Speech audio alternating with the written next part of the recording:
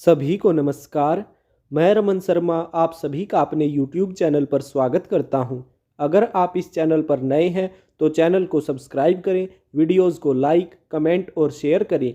हमारा उद्देश्य समाज के उन नौजवान साथियों को मुफ्त शिक्षा उपलब्ध करवाना है जो आर्थिक तंगी या अन्य किसी पारिवारिक समस्या के कारण कोचिंग नहीं ले पा रहे हैं।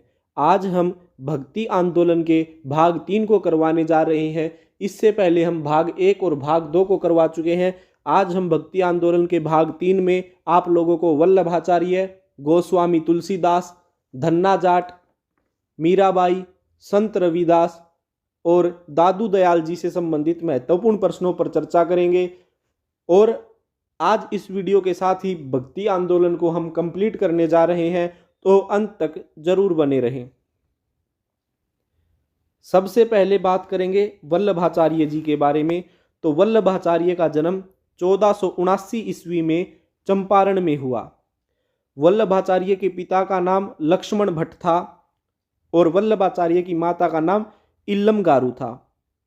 वल्लभाचार्य की पत्नी का नाम महालक्ष्मी था और वल्लभाचार्य और महालक्ष्मी के 2 पुत्र थे, गोपीनाथ और विठलनाथ।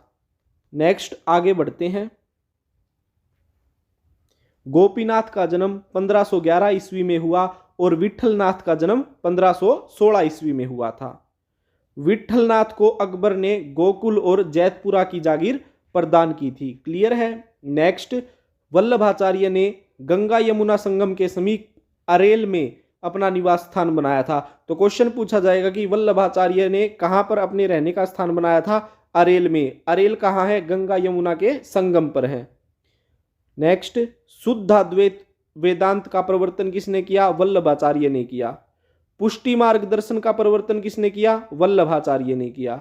नेक्स्ट आगे बढ़ते हैं। रुद्र संप्रदाय के संस्थापक कौन है? वल्लभाचार्य हैं। वल्लभाचार्य ने अपने मत का प्रचार गुजरात व राजस्थान में किया। श्रीनाथ जी मंदिर कहां पर स्थित है? नाथ द्वारा, राजस्थान में स्थित है। श्रीनाथ जी मंदिर कहां है? नाथ द्वारा में। नाथ द्वारा कहां है? राजस्थान में है। सूरदास के गुरु कौन है? वल्लभाचार्य है। और सूर सागर के रचनाकार कौन है? सूरदास है। क्लियर है। नेक्स्ट आगे बढ़ते हैं। अब बात करेंगे हम गोस्वामी तुलसीदास के बारे में। तुलसीदास का जन्म उत्तर प्रदेश के बांदा जिले में राजापुर गांव में 1532 ईस्वी में हुआ। तुलसीदास के पिता का नाम था आत्माराम दुबे। तुलसीदास की माता का नाम था हुलसी। तुलसीदास मुगल शासक अकबर व मेवाड़ के शासक राणा प्रताप के समकालीन थे।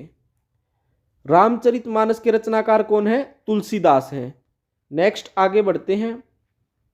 विनय पत्रिका के रचनाकार ये भी तुलसीदास हैं और कवितावली के रचनाकार भी तुलसीदास है। ज्यादातर टीचर्स सिर्फ रामचरितमानस के बारे में बताते हैं, लेकिन आपको यहां ध्यान रखना है रामचरितमानस, विनय पत्रिका और कवितावली, इन तीनों की रचना किसने की थी? तुलसीदास ने की थी। तुलसीदास की मृत्यु कब हुई? 1623 ईस्वी में हुई थी। नेक्स्ट अब हम धन्ना भगत के बारे में जानेंगे, जिसे धन्ना जाट भी कहा जाता है। तो धन्ना भगत का अन्य नाम क्या है? धन्ना जाट। धन्ना भगत का जन्म 1415 ईस्वी में हुआ था। धन्ना भगत के पिता का नाम था रामेश्वर और धन्ना भगत की माता का नाम गंगाबाई था और धन्ना भगत के गुरु थे रामानंद जी। ये वही रामानंद है जो दक्षिण भारत से उत्तर भारत में भक्ति आंदोलन को लेकर आए थे। धन्ना भगत ने भगवान की मूर्ति को अर्थात यानी जबरदस्ती भोजन कराया था। धन्ना भगत के बारे में आपने सुना होगा, आप इनके बारे में जान सकते हैं। बहुत ही महत्वपूर्ण प्रश्न है ये, सभी इनको याद कर लीजिएगा। अब हम आगे बढ़ेंगे। मीराबाई से संबंधित महत्वपूर्ण प्रश्नों पर चर्चा करते हैं। मीराबाई का जन्म 1498 ईस्वी में मेड़ता जिले के कुड़की गांव में हुआ। मीराबाई के पिता का नाम था रतन सिंह राठौड़ और इनकी माता का नाम था वीर कुमारी। मीराबाई का विवाह 1516 ईस्वी में राणा सांगा के बड़े पुत्र युवराज भोजराज से हुआ था। क्लियर है। नेक्स्ट आगे बढ़ते हैं। भोजराज सिंह सिसोदिया की मृत्यु 1526 ईस्वी में हुई। पति की मृत्यु के बाद मीराबाई ने कृष्ण की उपासना प्रेमी व पति के रूप में की थी। मीराबाई के गुरु थे संत रविदास। मीराबाई की मृत्यु 1546 ईस्वी में द्वारका में हुई। मीराबाई के भक्ति गीत को क्या कहा जाता है? पदावली कहा जाता है। क्लियर है। नेक्स्ट आगे बढ़ते हैं, संत रविदास से संबंधित महत्वपूर्ण प्रश्नों पर चर्चा करेंगे।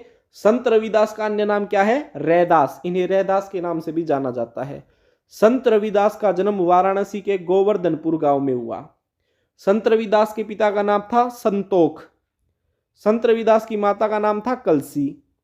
और संत रविदास किस जाति से संबंध रखते थे? तो ये चमार जाति से संबंध रखते थे, यानी चमड़े का कार्य करने वाले थे इनके परिवार के लोग, और चमड़े से चीजें बनाकर अपना जीवन निर्वाह करते थे।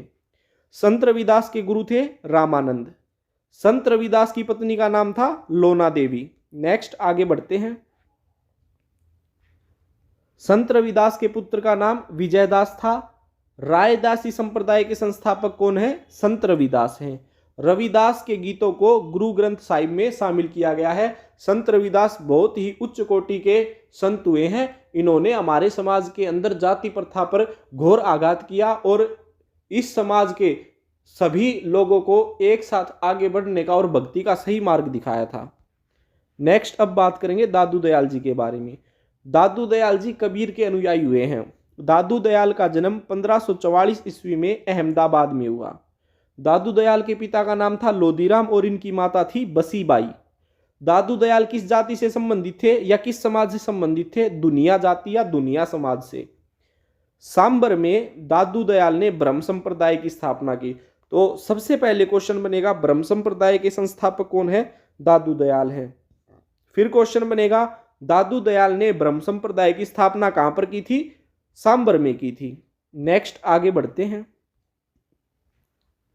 अकबर ने धार्मिक चर्चा के लिए दादू दयाल को एक बार फतेहपुर सीकरी बुलाया था।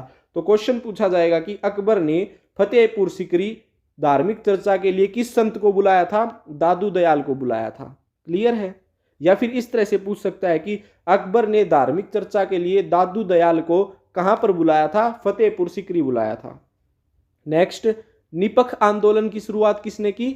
दादू दयाल ने की थी। दादू दयाल का प्रमुख शिष्य कौन था? सुंदरदास था। दादू दयाल की मृत्यु 1603 ईस्वी में हुई। तो आज हमने भाग 3 के अंतर्गत भक्ति आंदोलन से संबंधित वल्लभाचार्य, मीराबाई, रविदास, दादू दयाल, गोस्वामी तुलसीदास और धन्ना जाट से संबंधित महत्वपूर्ण प्रश्नों पर चर्चा की। इससे पहले हम भक्ति आंदोलन के भाग 1 और भाग 2 को पूरा कर चुके हैं और आज भाग 3 के साथ हमने भक्ति आंदोलन को कंप्लीट किया है। आप सभी इन सभी प्रश्नों को अच्छे से याद कर लीजिएगा। धन्यवाद। जय हिंद, जय भारत।